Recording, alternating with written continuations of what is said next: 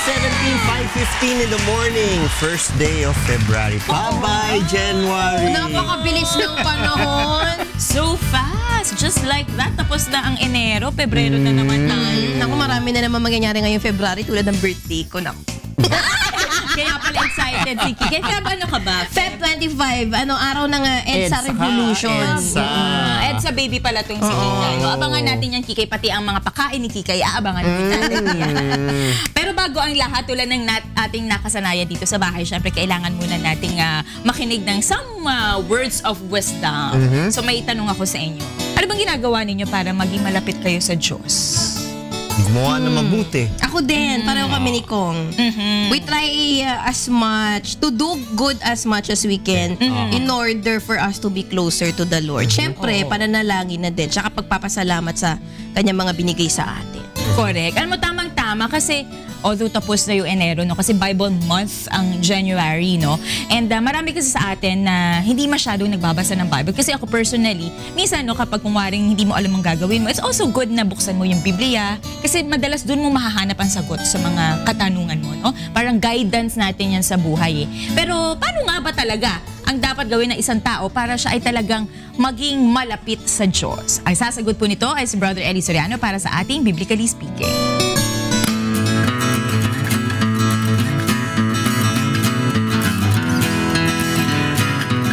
Alam mo po, kapatid, kung Biblia ang ating pagbabatayan, yung salita ng Diyos mismo, ay hindi naman tayo basta makakalapit sa Diyos, eh. 30:21 ni Jeremias, ganito po ang sinasabi.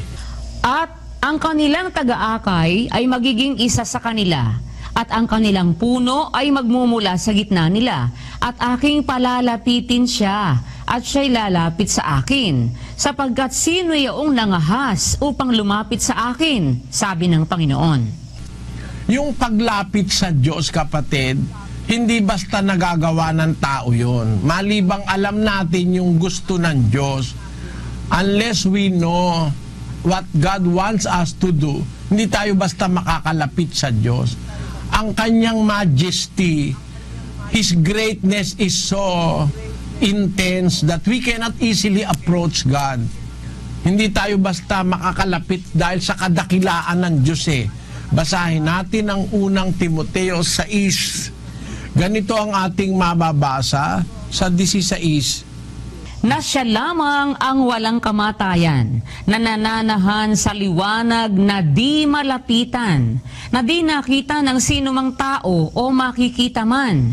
Sumakanya nawa ang kapurihan at paghaharing walang hanggan, siya nawa. Ayan, siya'y nananahan ng wika sa liwanag na di malapitan. Mahirap po malapitan ang Diyos, pero pwede tayong lumapit sa Diyos, kapatid. Paano ba tayo makakalapit sa Diyos? Pupunta ka kay Maria o kaya pupunta ka kay San Juan para tayo makalapit sa Diyos. Ito po ang sabi ng Biblia. Doon sa Santiago, ganito po ang nakasulat sa 4:8. Magsilapit kayo sa Diyos at siya'y lalapit sa inyo. Mangaglinis kayo ng inyong mga kamay, kayong mga makasalanan, at dalisayin ninyo ang inyong mga puso, kayong mga may dalawang akala.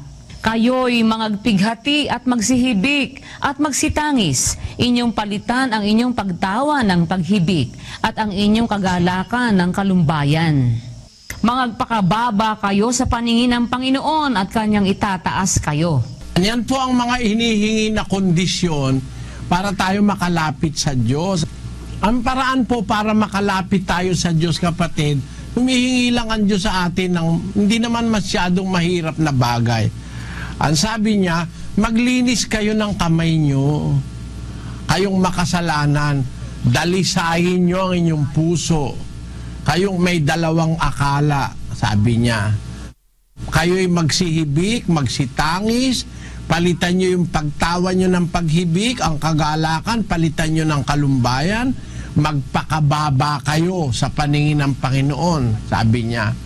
Yun po ang paraan ng Diyos sa Biblia kung paano tayo makakalapit sa Diyos. Hindi dahil makalapit ka sa Diyos, dahil lalapit ka kay Maria, kaya lalapit ka kay Pedro, lalapit ka kay Juan, Hindi po ganon. Ang paglapit sa Diyos pwedeng magawa ng isang individual na tao, kahit wala si Maria, kahit wala si Juan. Paano yun? Magpapakababa ka sa Diyos. Lilinisin mo yung kamay mo, huwag ka magnanakaw, huwag ka mananakit ng kapwa, huwag ka mag-iimbot. Dadalisain mo yung puso mo, alisin mo yung galit, aalisin mo yung panluloko sa kapwa, alisin mo lahat ng masama sa buhay mo, makakalapit ka na sa Diyos noon. Parang ganito, kapatid, ano?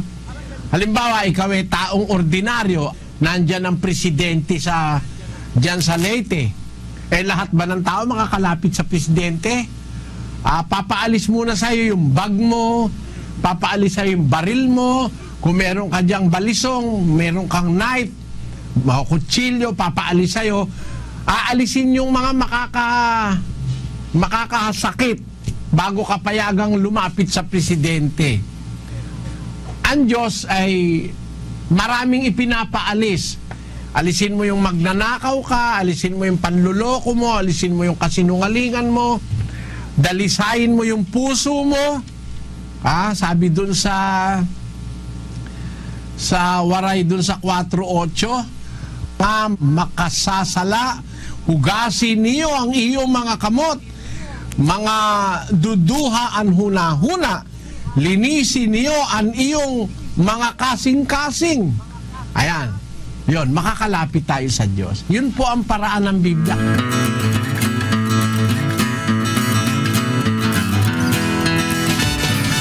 Tama yung sinabi ni Kong Erin kanina. Tama rin sinabi mo, Kikay, no, na dapat napakasimple lang gumawa tayo na mabuti, huwag tayong gumawa na masama sa ating kapwa, linisin ang ating mga kamay at maging mapagkumbaba sa harap ng Diyos. Kaya maraming salamat po kay Brother Eddie Soriano para sa ating naging biblically speaking ngayong umaga. At ngayon naman, ito na miss ko na to. Hindi ko pa nakikita yan Oo nga, parang 2 weeks tong nawala. Sa TV ko lang nakikita yan. Oo nga. Ako umalis na at bumalik na Wala pa. Pero na-miss ka rin namin kung anong nawala ka. Ito si Rina, balita ko, mukhang may ginagawa dito sa DMZ Archery. Ano kaya ang pinagkakaabalahan ng ating kasama dyan? Ayun! Kaya naman pala, from being a Miss Universe, naging Katniss Evergreen. Wow. Ito si Rina Villamor. Mockingjay. Hi Rina! Good morning! Good morning sa inyo dyan. Good morning, Kuya. Good morning, Monica. Good morning, Kong. At good morning, Kika. At dito nga tayo ngayon sa DMZ Archery. Nakita niyo naman, pinapractice ko na kanina kung paano maging isang archer. At tama ka dyan, si Katniss Everdeen ako ngayon. Hindi ako si Robin Hood ngayon. Ayan, alam niyo ba ng archery pala? Trivia muna sa ating mga kasambahay. Nagsimula pala sa bansang China. At ginamit nga ito bilang war games nila, no? Parang ang isang archer ay sumasakay sa isang chariot at sila ay nagkakaroon ng gera sa pamagitan ng archery. Nung tinransfer na siya sa Japan, ang tawag dito ay Kyujutsu o kaya ay Kyodo naman. Ang unang competition ng archery ay ginawa noong 1853 sa Finsbury, England at noong 1900s naman na isama na ito sa Olympics. At ngayon, syempre, tatawagin natin ang presidente ng DMZ Archery na si Sir Mark Edward Law. Hi, Sir Mark! Hello po, good morning! Good morning po sa ating mga kasambahay. Good morning, Kuya. Ayan, good morning. Ano po ba ang sport na archery?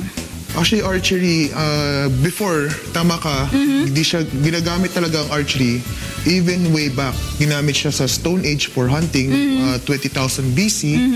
And siguro, after mga thousands of years, ginagamit naman siya ngayon sa England as sport ng royalty. Okay, pero itong DMZ Archery natin, kailan po ito nag-start? It started last October 29.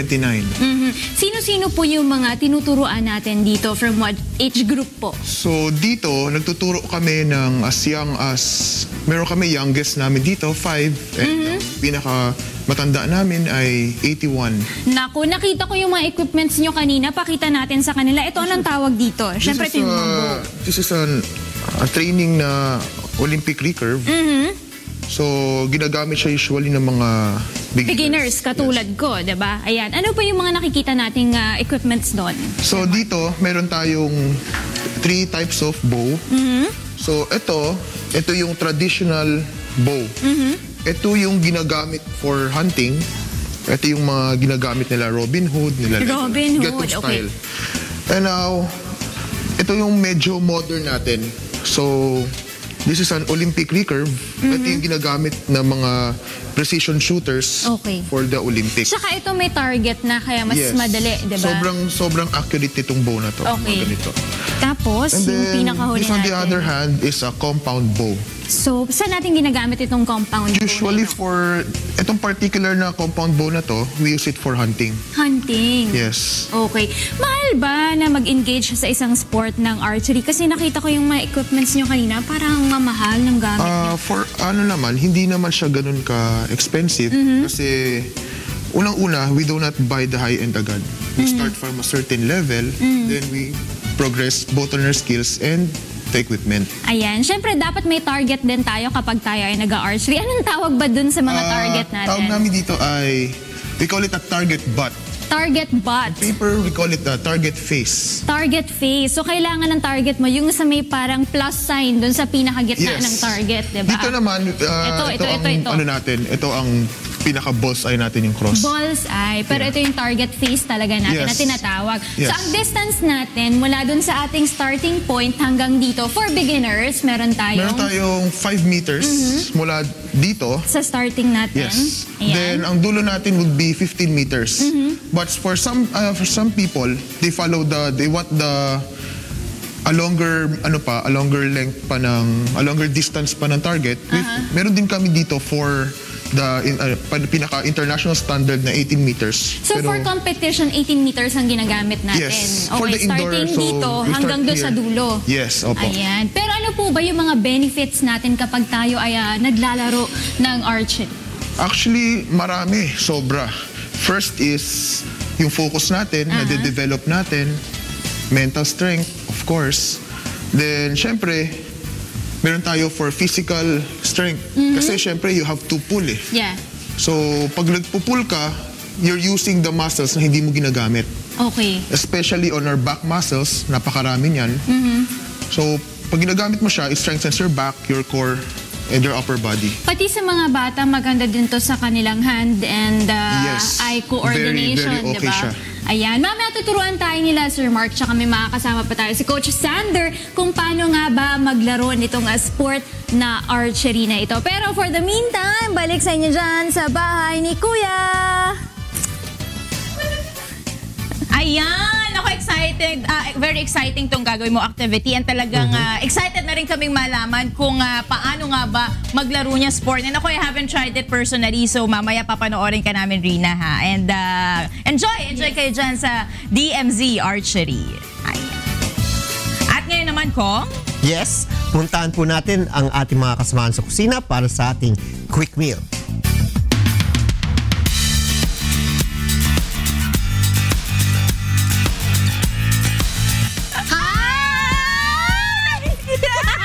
ngayon lang tayo nagkita.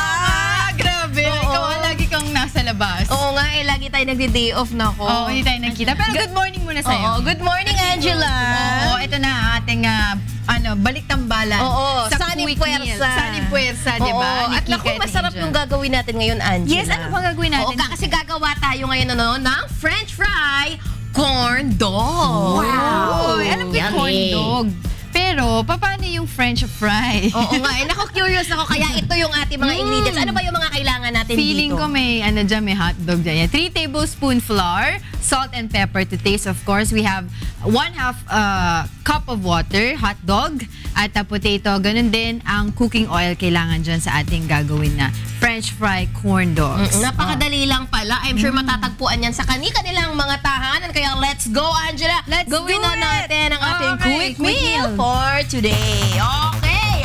Number 1, mga kasangbahay, ilagay ang ating 3 tablespoon of harina at ang tablespoon at ang ating salt and pepper along with our water. And then, Angela.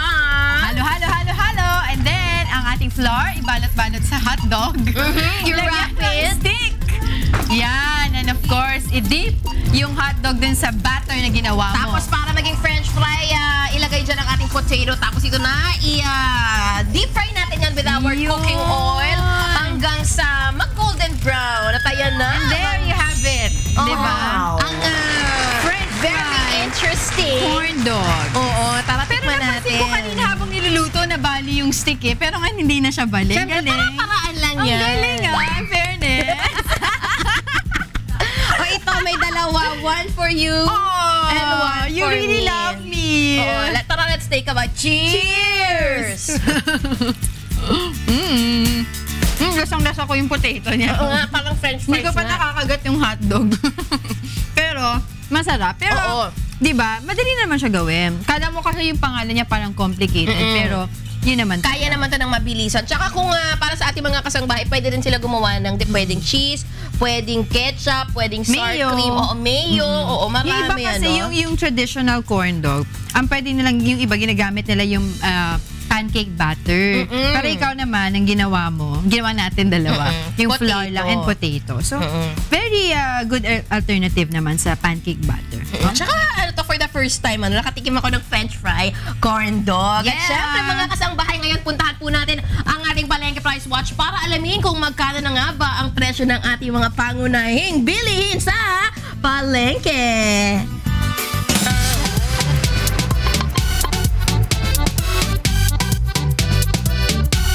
Good morning, Kuya! Nandito po ako ngayon sa Muntinlupa Public Market in Alabang upang ihatid sa inyo kung magkano na nga ba ang presyo ng ating mga sariwang isda dito sa tindahan ni Kuya Makmak. Magandang umaga, Kuya Makmak!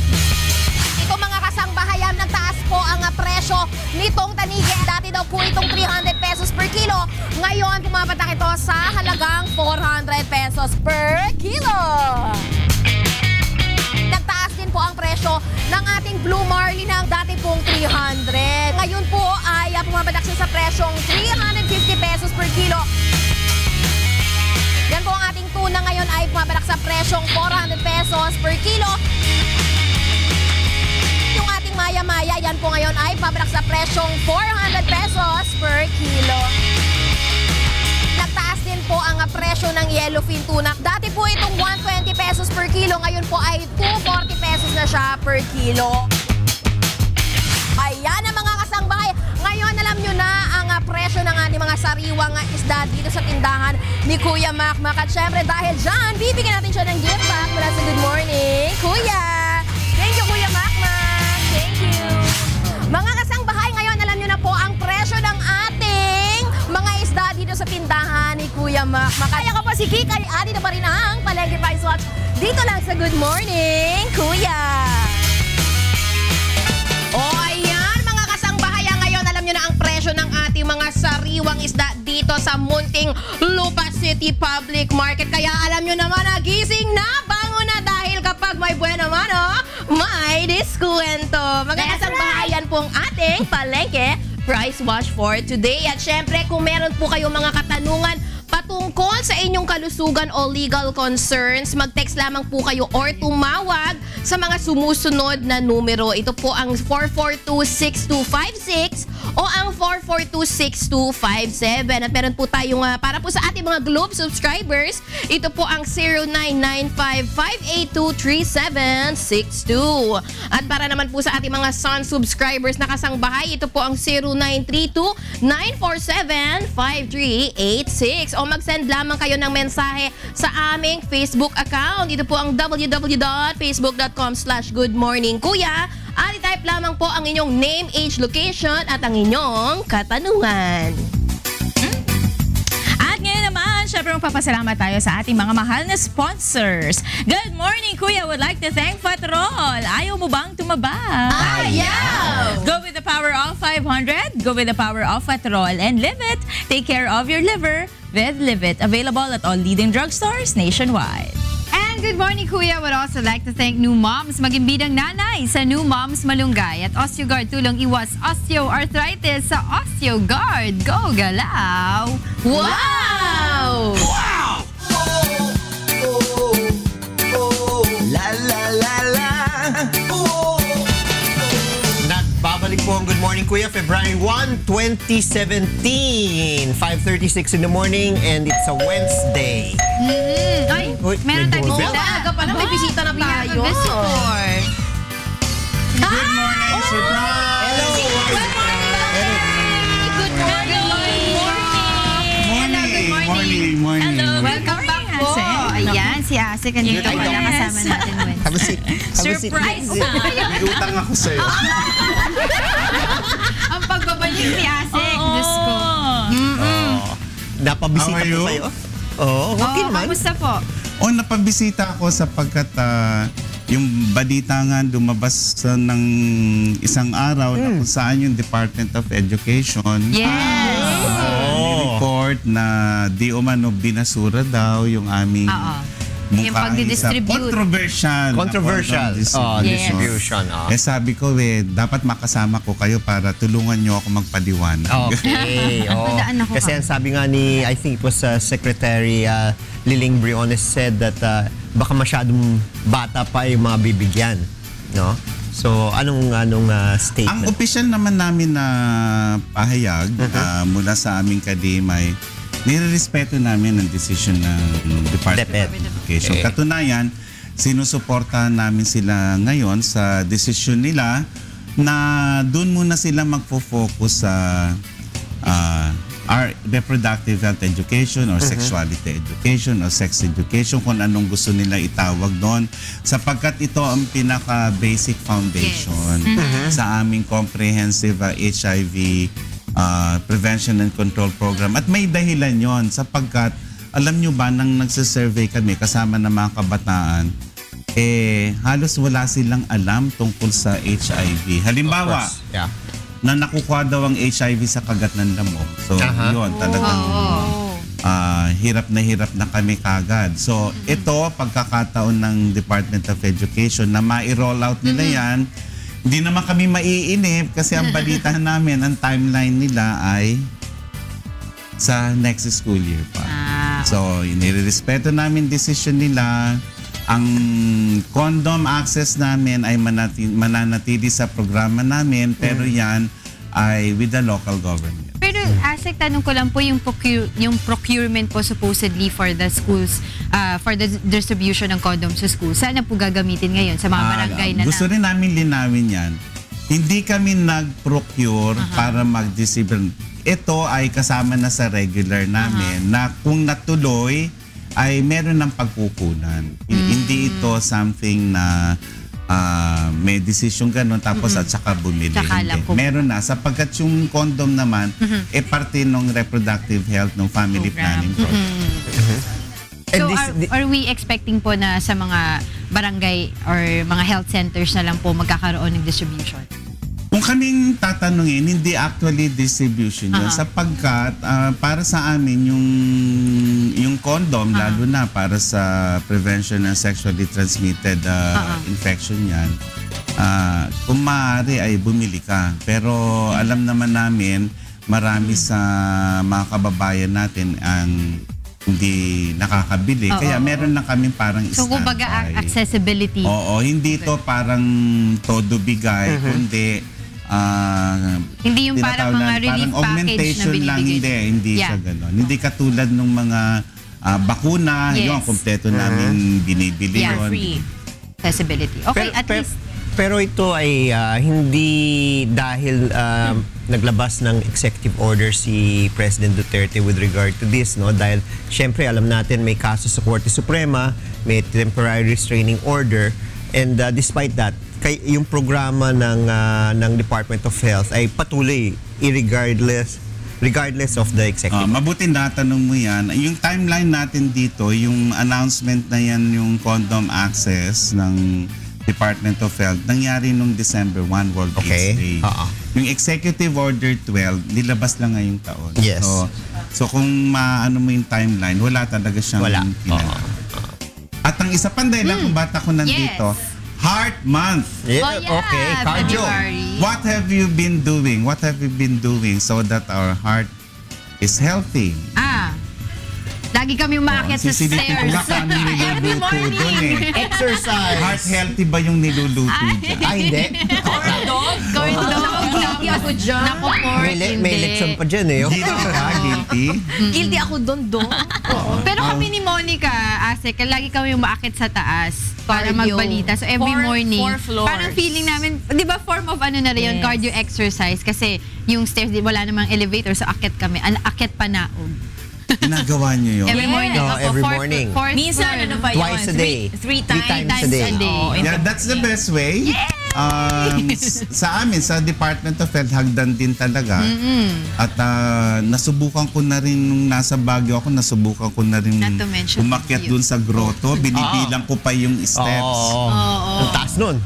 It's a good Maganda form yun, of maganda exercise yun. din sa Ano pa exercise? Ano pa? yung Ika, ginagawa ikaw. natin? Sa palengke. Ako, Doc, ano yung pagko-commute? Dahil malayo yung mga nilalakaran ko, dahil ang traffic, mas piniprefer ko na lang na maglakad. Plus stress. Plus stress. Ayun. Pero kailangan Ayaw ko ng pa rin puso mag-diet. natin yung stress. Gotta take care of my heart.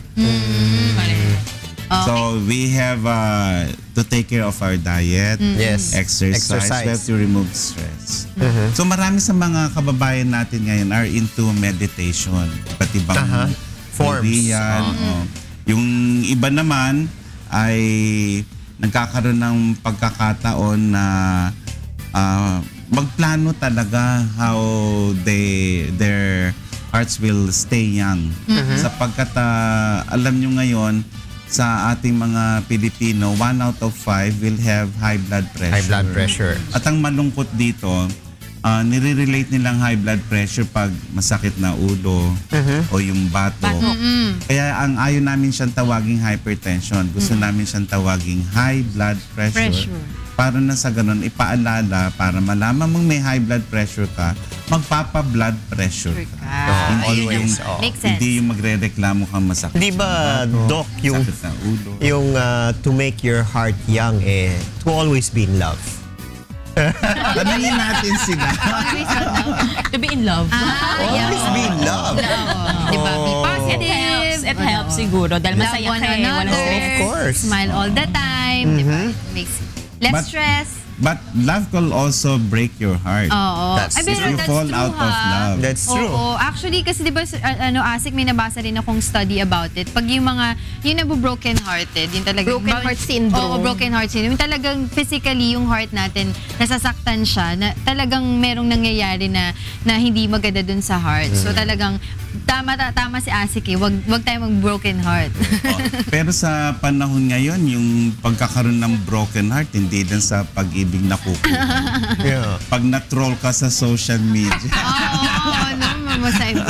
hindi lang heart mo ang broken. Yeah. Oo, Fiesta identity mo na, bro. Oo, Identity. so may mga, alam nyo, kaya ako nabanggit yan yung social media sa ewan ko kung ano yung experience nyo. Nung isang buwan lang, nagreklamo sa akin yung isa kong kaibigan at bakit ko raw hindi ako naglagay ng comment sa kanyang Facebook post. Bakit hindi ako na gano'n, na may galit ba ako sa kanya. Pinagkakaisama ba namin siya. So, nagulat ako. So, sabi ko,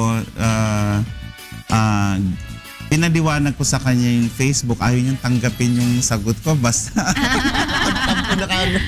sabi ko, Naging cause naku, of mabubura na ako sa Facebook nito. Oo. O tapos, kuminsan naman may mga nagbabash sa atin. Kayo, how do you handle this one? Wala lang. Wala lang. Just Oo, wala ignore lang. it. You focus on the Parang good side. don't feed the trolls. Yes, Oo, exactly. That's why they They do more. multiply. O kaya naman natin pinag-uusapan yan kasi kasama rin yan sa tinitingnan namin na makakaapekto sa ating physical well-being. Lalo na ngayon na heart month. At nung weekend naman, nag-launch yung Philippine Dental Association kasi oral health month. Ang dami, Yes, ang dami ang dami activity. nangyayari ngayon sapagkat more than 90% ng ating mga kababayan na may sirang ngipin, dental caries. Talaga ma-promote yung oral health. And if we cannot link yung oral health sa physical well-being natin, then we are missing the point. Sapagkat pag hindi maganda yung oral health natin, there goes our diet, there goes our disposition for a healthy lifestyle. Yes. Okay. O mamaya Kayo alam ko, perfect teeth. we try Ayan, our tingnan best. mo, perfect smile, perfect Try our teeth. best. Oo. Grabe naman, buena mano ata ito. O mamaya talagang marami pa tayo mapagkukwentuhan, Asik, kasi makakasama po natin sa mga kasambahay po natin na nanonood sa kanilang mga telebisyon. Makakasama po natin sa kabuuan ng programa ngayong araw si Asik Tayag po dito It's sa Good nice to Morning be Pilipinas. back. Yes, welcome back po. We're glad to have you back, Asik. Puntahan na natin ang ating 1,360 monitoring centers worldwide para sa ating konsultasyon.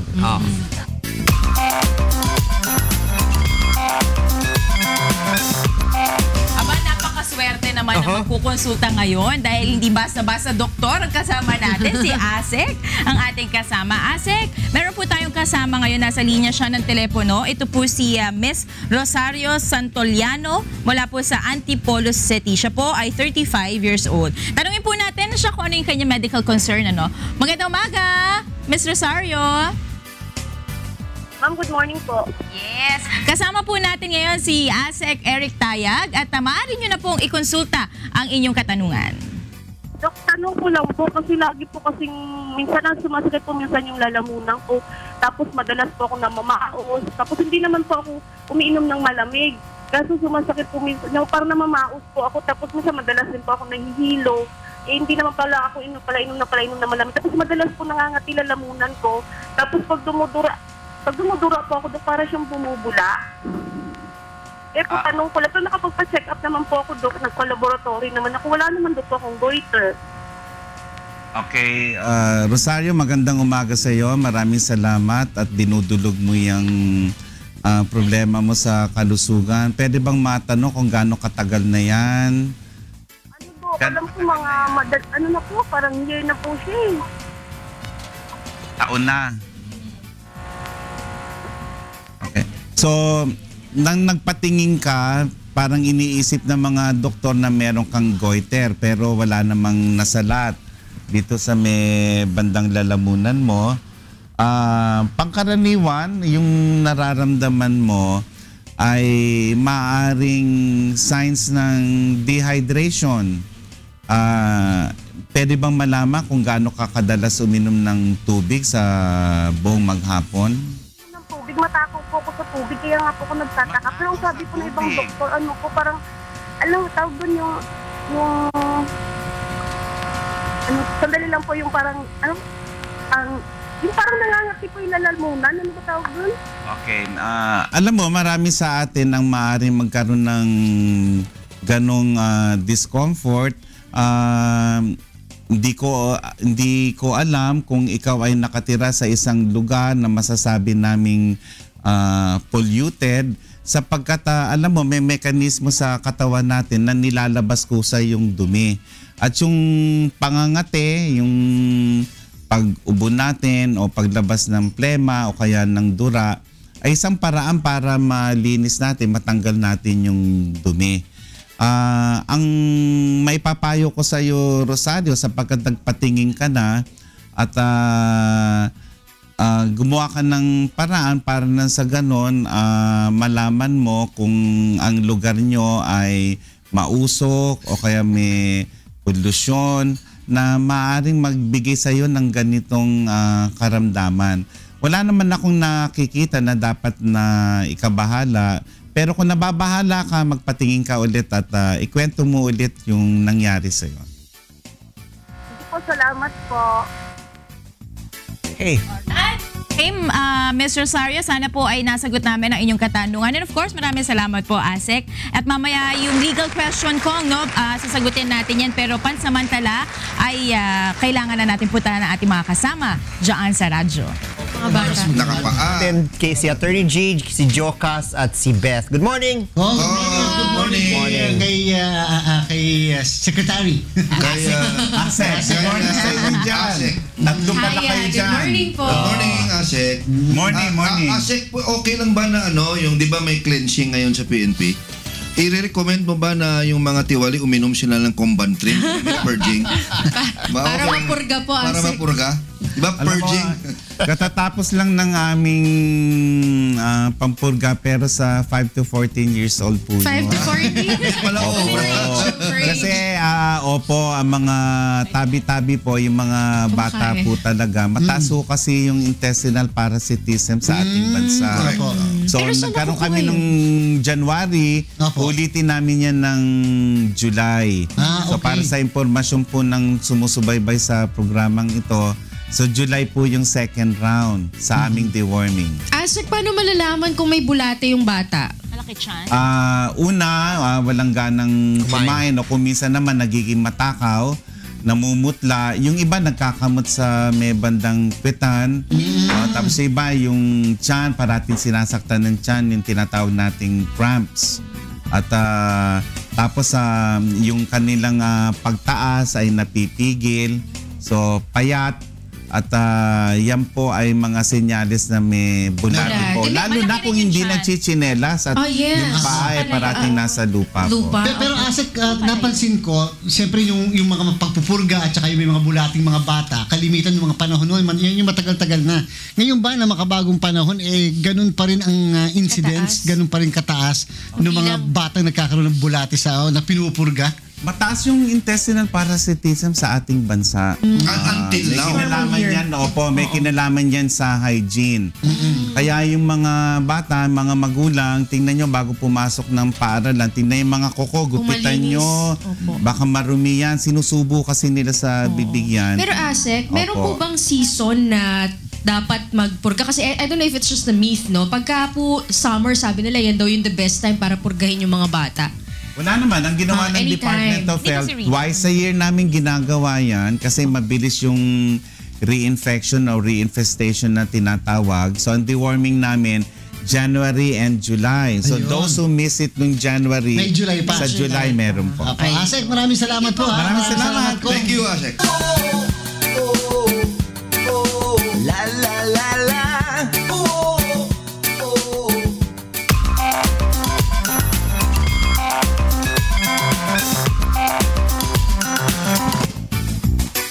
Good morning! Hello. Marami tayo. Stars tayo ngayon. Kasi po kilala to. Si Doc Hi, Doc Ish!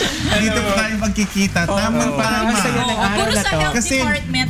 binabanggit ko nga na National Health Insurance Month din ngayon eh. This February. Kanina sinabi ko na yung Oral Health Month, Philippine Heart Month, National Arts Month. Happy and birthday. Of course.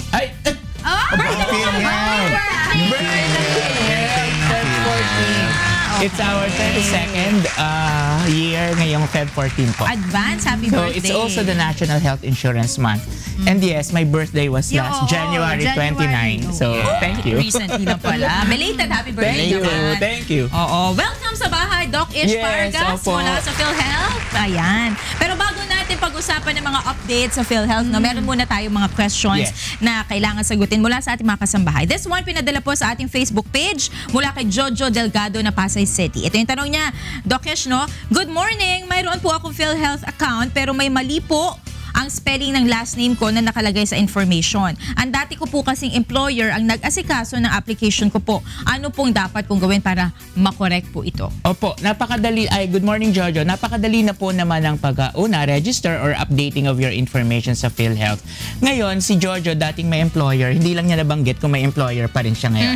Kung may employer pa rin po kayo ngayon, ang kailangan nyo lang fill upan, yung tinatawag natin na PMRF or the PhilHealth Member Registration Form.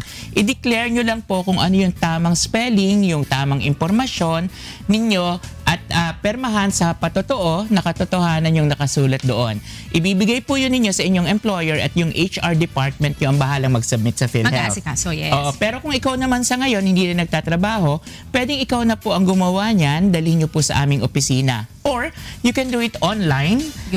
Pasukin nyo po yung ating website www.philhealth.gov.ph. Doon po sa online services, pasukin nyo yung registration. Meron po doon kayong pwedeng i-click na update information.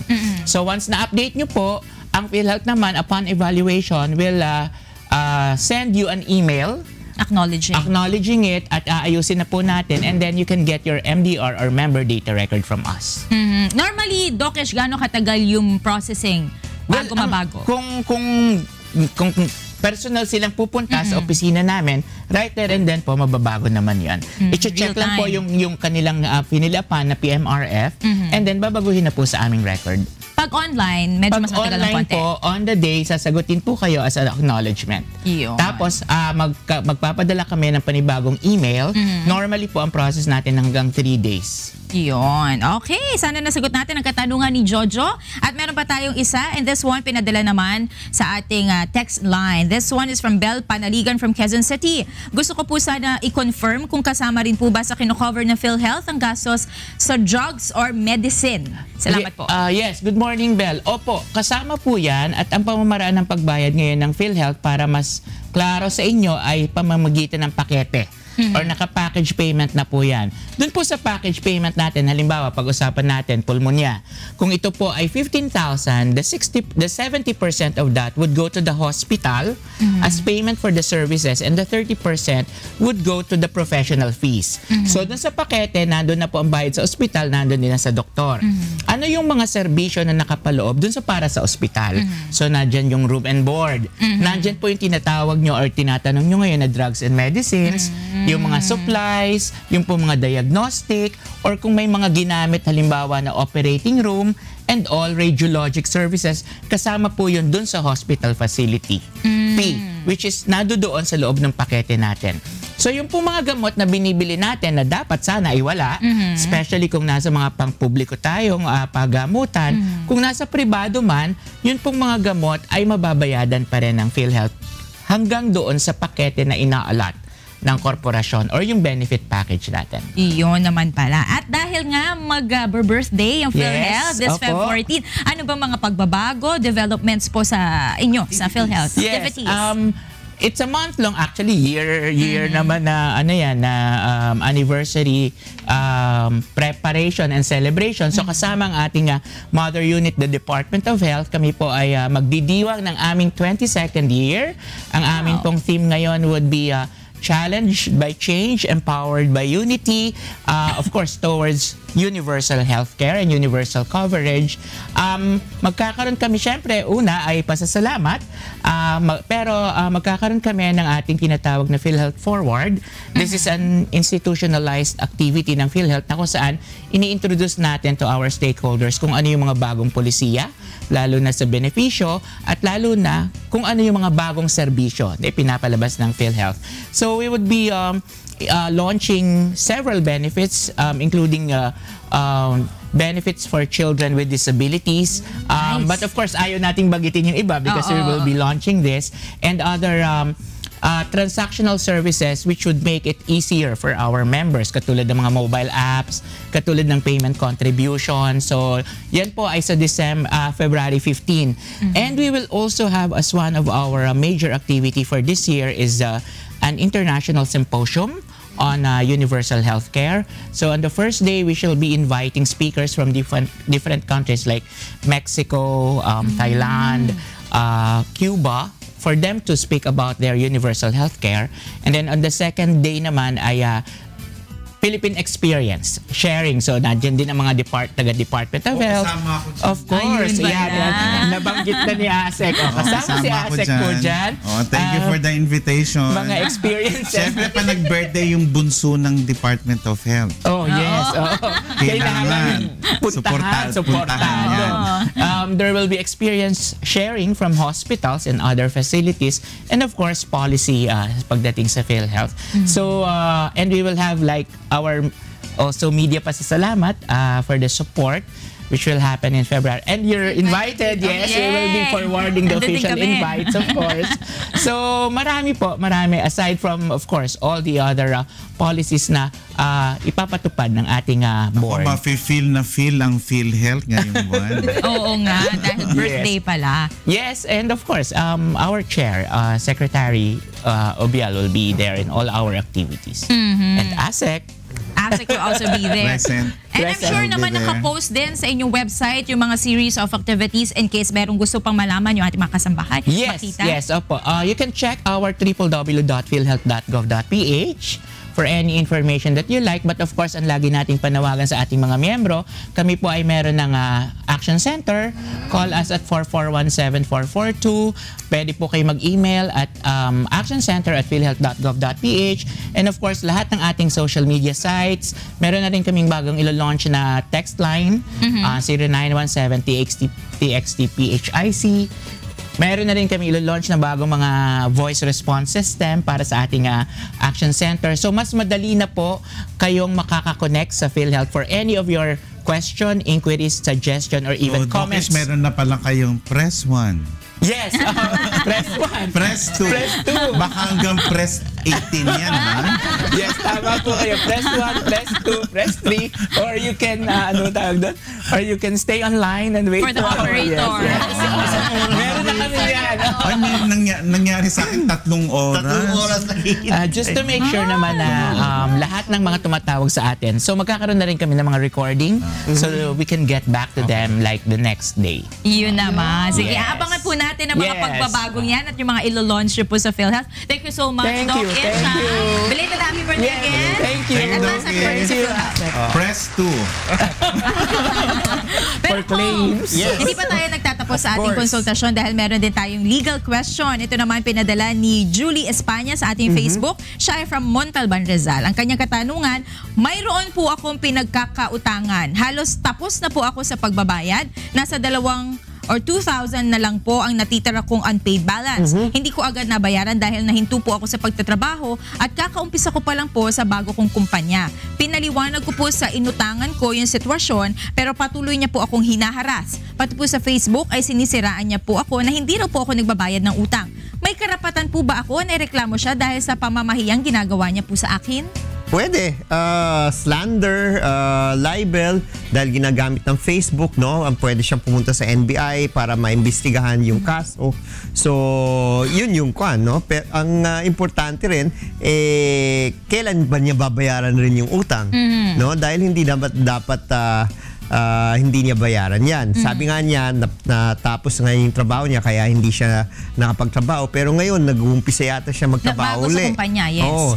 So, ang tanong, baka hindi pa niya nababayaran hanggang ngayon, nagtatrabaho na siya. Pero kung ang tanong rin niya ay kung pwede niyang kasuhan, pwede. Pumunta po siya sa NBI, no? That's under cybercrime, no? Kung titignan kung yan ay libelous at iba pa.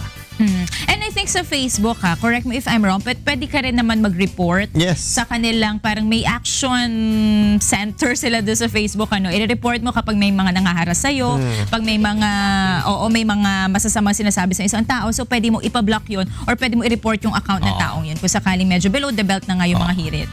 So, yun pa lang dapat may tanong ka pa? Ako may tanong kay wala na, okay Asek. na. Hindi, Go ahead. kasi syempre parati pa rin hanggang ngayon lumalabas yung problema, no, na hino-hostage ang mga pasyente ng mga hospital. So what is the proper thing for patients who cannot pay immediately but they're already healthy na hindi sila pinapalabas ng hospital hanggat hindi binabayaran yung pag pinagkakautangan sa hospital. May pinahihiral tayong batas na kung saan yung mahirap nating kababayan ay hindi dapat malagay sa ganung sitwasyon. So, yan ay hindi dapat mangyari. So, mananagot po yung hospital. Doon naman po sa private ay inaalaw ng batas na magkaroon ng mga promissory. Yeah, guarantee letters. Guarantee letters. But still paghingi po ng private hospital ng collateral along with the promissory note, is that allowed? Humingi po lang ganun lang ginagawa, pero don't be a victim. Ireklamo nyo kagad sa amin yan. May telepono kami 711-1001. Sa amin naman, hindi makatao yun. Yung kawawa naman yung pasyente. Pero naintindihan din namin ang sitwasyon ng ospital. When they accumulate unpaid cost dun sa binigay nilang serbisyo, talagang napipilitan silang gawin to. Kaya nga nandyan ang PhilHealth. PhilHealth. Para sa ganun, yung mga kababayan natin, hindi nalalagay sa ganitong sitwasyon. Di ba, Doc? Correct, tama yan. Kasi from the start. Oo. Covered na yun ng May PhilHealth. hotline ba yung mga kababayan natin na pwedeng tawagan? 711-1001. Yun. 24/7 yun. Wala kaming press 1. Pero gagayahin namin sila. Hindi, yung mga ganyan, ASEC, dapat wala nang hold. Wala na. Kaya diretso yung 711-1001. Gusto nilang umalis, hindi sila umaalis, ano yung proper Pero steps? yung binanggit ko kanina, nang binanggit ko yung PhilHealth dyan, dapat gano'n na yung kalakaran. Hindi na sila dapat, kung yung sa PhilHealth, hindi na dapat gano'n eh. Nakakalungkot, nangyayari pa rin eh. Oo. Dapat malaman ng mga pasyente yung karapatan nila. Yes. Ay, may Lalo mga na yung batas mahihirap. tayo na nagsasad na kailangan ilagay nila sa paskel, yung na nababasa yung polisiya nila. Kung minsan kasi yung mga pasyente natin, pag hindi alam yung ganitong impormasyon, nagiging biktima sila. Yes. So ang payo namin, huwag kayong maging biktima. Kailangan magsalita po kayo sa maling gawain po. Yun. Okay, so nakuha natin yung hotline, no? So at least pwede nating i-refer yung mga kasong ganyan sa Department of Health. Okay, puntahan po natin ang ating mga kaibigan sa, Case kay Rina, sa ating archery, sa DMZ Archery. Good morning, Rina! Good morning, Kong! Naalala ko nga pala, Feb 1 ngayon, it's the Love Month. Siyempre, dun sa mga wala pang ka-date, eto na, nahanap ko na si Mr. Cupido para sa inyo, si Coach Sander! Ayan, ang ating Mr. Cupido for today na magtuturo sa atin ng basic archery. Ayan. Pero discuss muna natin yung parts nitong, ang tawag natin dito? Okay, this is the beginner bow. Bow. Okay. Ito yung ginagamit natin pag nagpapasalamat tayo, di ba? I thank you, bow. De, joke lang. Okay. Okay. Next, this is the beginner bow. This is the sight. And this is the arrow rest and string. And this is the finger saver. Okay. Finger saver for your 3 fingers. Okay. Para hindi masaktan yung daliri natin. Okay. Okay? So, ang proper way natin, yung proper way natin, basic dapat muna natin. naka-sideways tayo. Okay. Okay, then stand straight. Kailangan yung shooting line. Pagitnaan ng dalawang paa. Okay, stand straight. Both your shoes. Okay, then load your arrow. Knock to knocking point first, then to arrow rest. Okay? Then set your hand position and 3 fingers. Okay, then stand straight, left arm, bow arm, straight. Then up.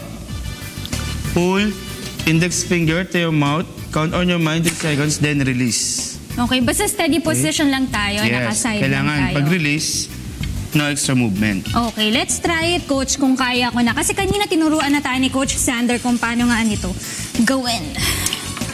Alright. So, lalagay lang natin yung bow dito. Okay, straight arm. Okay, 3 Look fingers. for your target. Release. Wow! Not bad! Diba nandun tayo sa yellow? Ilang points yung yellow natin? That's 9 points. 9 points already. Mine is 10. Okay, so yung red, ano yung score nun? Score, the inner red is 8 points and the outer red is 7 points. 7 points. Okay? Yung blue, 6, 5, 4, 3, 2, 1. Okay. Yung yellow naman, 10 points and 9 points. Etong arrow na ginagamit ko, pang beginners din to. Yes. Nakaka-apekto ba to dun sa speed na pagparating niya dun sa may target face natin? Yes. Lalo na pagka higher poundage yung bow mo, so mas mabigat siya hilahin. Sige, try ulit natin. Ayan, medyo nag-blue na ako. Nawala na ito na, Coach. Okay, ano naman. Okay, again, load your arrow, stand straight. Knock first, then to arrow rest. Stand straight. Up, pull, release. Ayan. Coach, may mga weight po ba yung mga bow natin? Yes. Yung for beginners natin, gaano kabigat to? This one is 16 pounds and this one is 18 pounds. Okay, yung so sa mga- this is good for beginners. Okay. Sa mga advanced naman? Sa mga advanced, this one is 36 pounds. Yan, isa yan sa student namin. At dito nga sa DMC Archery, nagtuturo sila, di ba? May mga schedule po ba tayo? From what time tayo open? Schedule namin is Tuesday to Friday, 1 p.m. Then Saturdays, 10 a.m. to 9 p.m. Kailangan pa ba sila magpa-book, tumawag? Walk-in lang po kami dito. Ayan. Walang reservation. Tsaka ang pinakamaganda dito, mga kasambahay, mura dito, 'di ba? Magkano ba yung 1 hour nila? Yung walk-in rate namin is 199 per hour. So, murang-mura. Okay? And makakapag-shoot ka ng 199 pesos ng 1 hour ng sarili mong gamit. Tsaka mabilis lang naman matutunan itong sport may basic na ito. instruction kami bago kayo mag-shoot. Ayan. Tawagin muli natin si Sir Mark para i-promote naman itong DMC Archery. Sir Mark, good morning. Ayan. Kaya invite niyo po sa yung ating mga viewers para dito sa DMC Archery. Invite ko kayo mag-shoot ng archery dito sa Sunville Subdivision sa Project 6. Pwede kayong hanapin kami sa Facebook, sa Instagram, at nandun lahat ng details na kailangan nyo. Ayan. Meron po ba kayong social media accounts? Sa Facebook natin, it's facebook.com/DMZ Archery. Sa Instagram natin is DMZ Archery Range or DMZ Archery. Meron po doon. Ayan. Maraming salamat po sa inyo, Sir Mark, at saka si Coach Sander. Sa mga gustong matuto ng archery, pwede na kayong pumunta dito lamang sa DMC Archery. At dun sa mga wala pang kadate ngayong February, hanapin nyo na ang aking Mr. Cupido na si Coach Sander. Nandito lamang siya sa DMC Archery. Back to you, Kong! Rina, may isang tanong. Rins? Yes. Rins, instead of bullseye ba, pwedeng mukha na lang ng tao ilagay dyan? Pwede, pag galit na galit ka talaga. Sino ba, Kong? Hindi, kung hindi kwan. Ang tanong ko sino? Kung gusto mo naman playing Cupid, yung crush mo, pwede mong ilagay rin dyan. That's right! Pwede. Dahil nyo nga dito kay Coach Sander kasi magaling to eh. Uy, pero mura 200 more or less for 1 hour. 190. Okay. Mura. That's good. Okay, maraming salamat. Try nyo na rin, ha? Join me. Maraming salamat, Rina, sa DMZ Archery Range. Yan, puntahan po natin ang ating mga kaibigan sa kusina para malaman po natin kung ano ang what's for breakfast.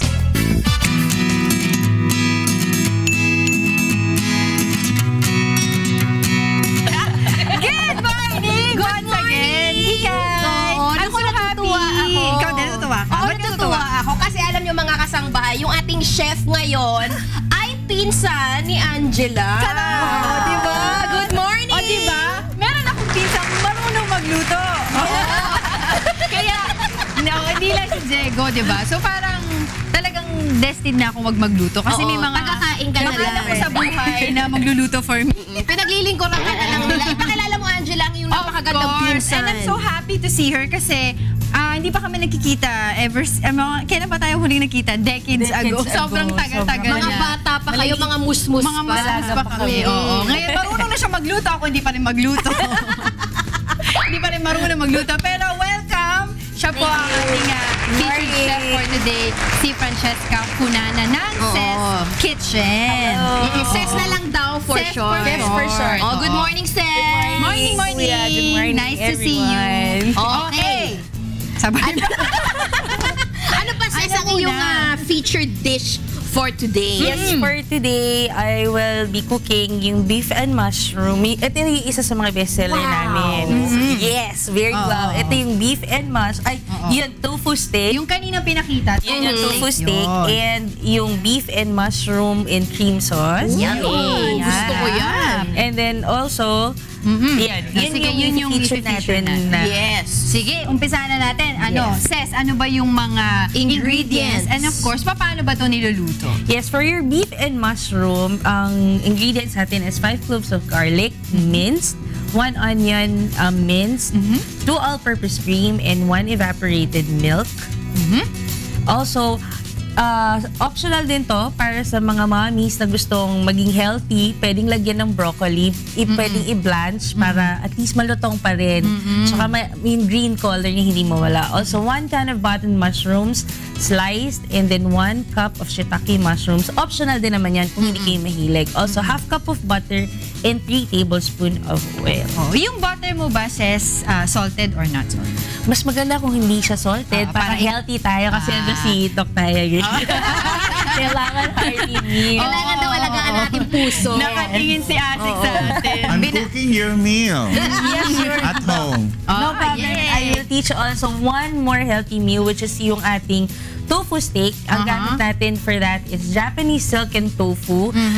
Mukha siyang mamahalin, pero murang-mura lang po siya. Nabibili siya nabibili po siya sa kahit saang grocery store. Also, ground pork, breadcrumbs, kahit anong klaseng breadcrumbs na meron po kayong available. 4 cloves of garlic, minced, onion minced, and onion leeks for garnishing. Oh, ito na.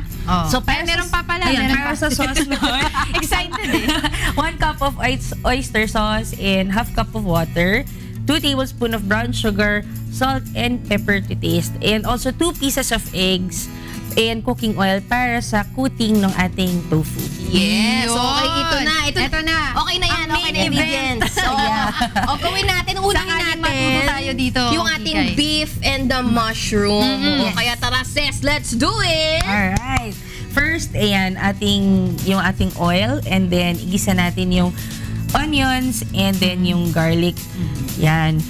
Then, afterwards, yung beef naman, ito pre-boiled na yung beef natin. Para medyo malambot-lambot na yung pagkagisa natin. And then also, add na natin yung ating mushrooms.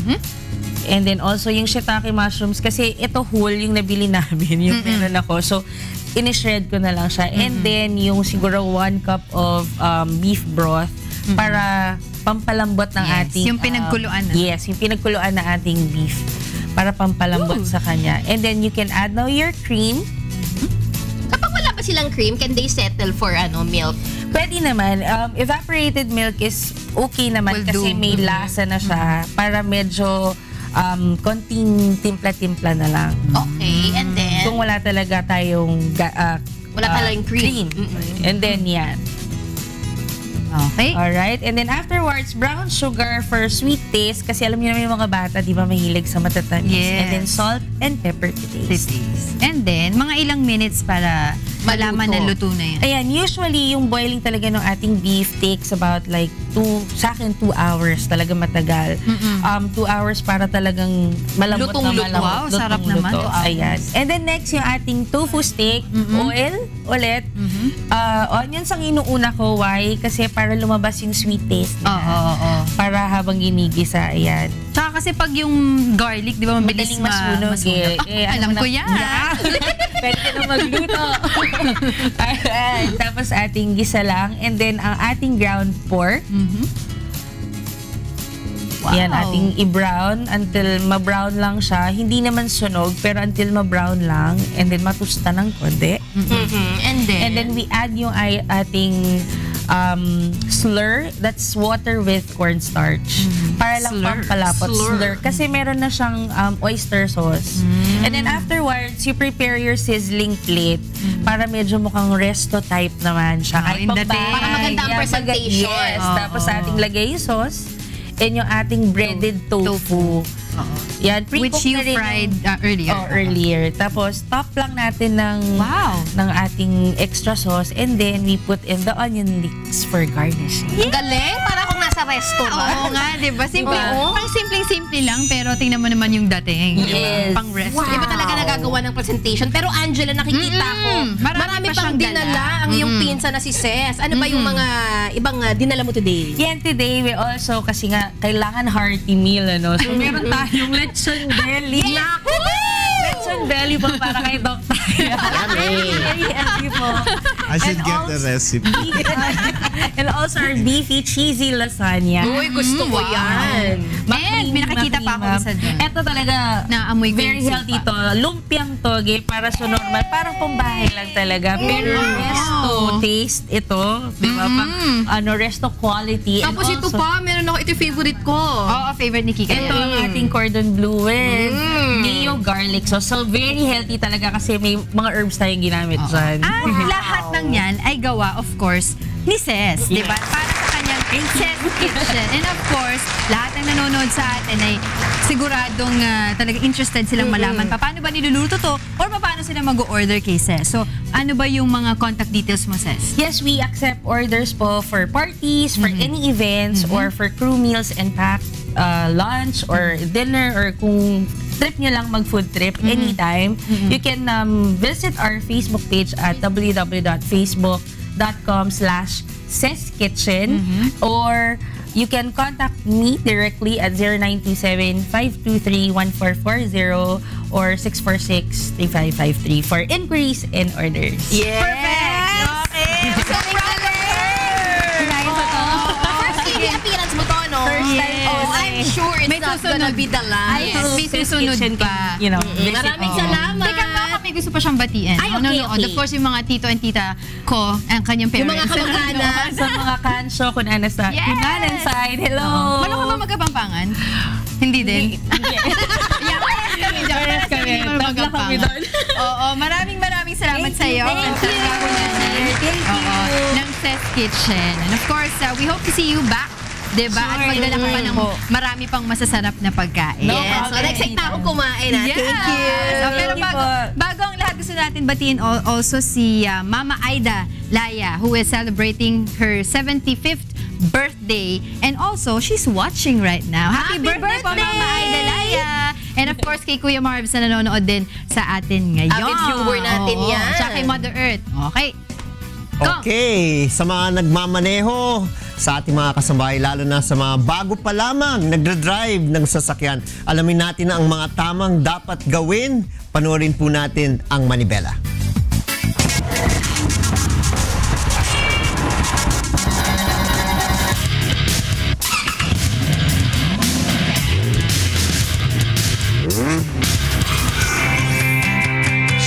Meron po tayong tinatawag na clutch driver.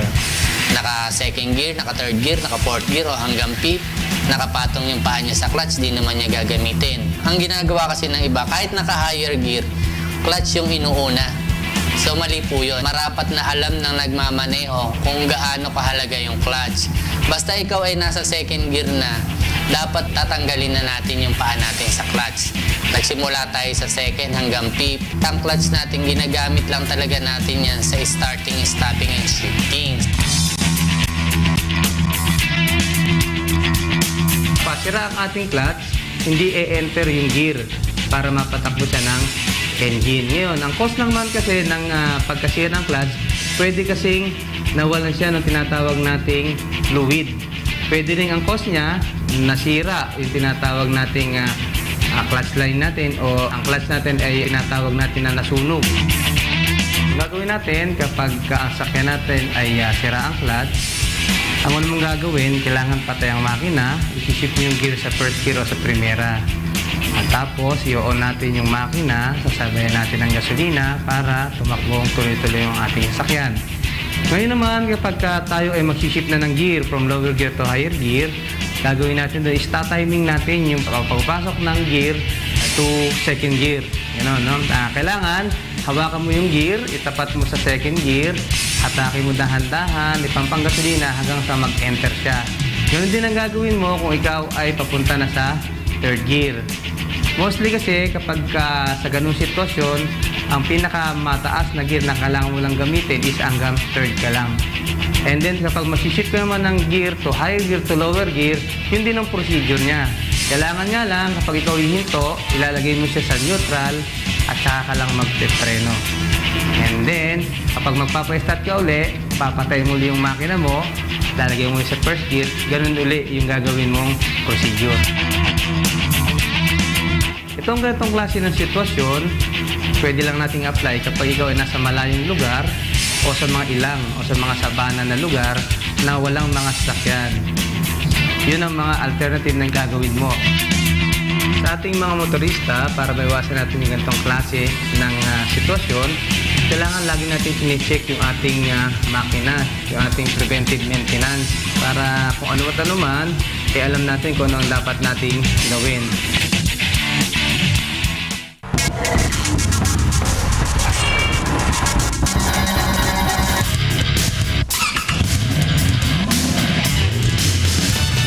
naman, maliwanag naman po kapag nasunog yung clutch, yung binigay na tips kapag nasa malayong lugar at hindi dito sa syudad dahil talagang importante ang clutch sa shifting ng gears. So, maraming salamat sa ating mga kaibigan sa Manibela at puntahan po natin ang ating mga kaibigan sa Huntahan kay Attorney G, kay Beth at kay Jocas. Good morning. Good morning muli. Good morning. Surprise! Mukhang tuwang-tuwa ka dyan. Oh. Bakit? Tuwang-tuwa ka. Bakit? Palagay ko nag-iisa ka lang, napapaligiran ka ng mga Magaganda. mga rosas. Hindi. At masarap na pagkain. Ano ba kami? Imbitado ba kami? Imbitado kayo, of course. Ang lakas ng boses ba ni Tita Angel yan? Of course. May laman ata ng mo. Oh, yeah. Punta tayo dito. Pero siyempre, pinapasalamatan natin si Asek sa Eric Tayak. Siyempre, Thank you sa so pagbisita muli sa atin at laging pagsama sa atin dyan sa GMK. Talaga namang... Nag-sample na ba si Asek Tayak?